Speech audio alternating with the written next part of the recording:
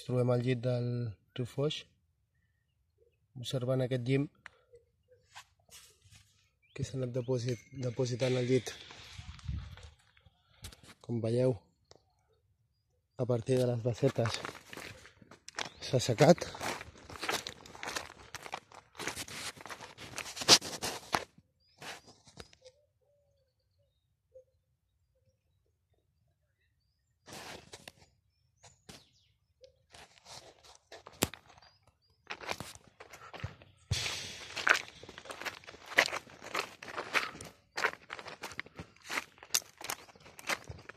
Però no gaire lluny encara hi ha aigua.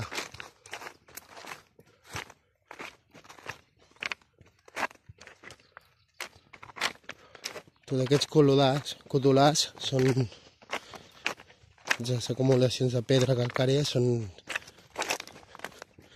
coladors perquè es filtra tota l'aigua. Però quan s'hi fa la capa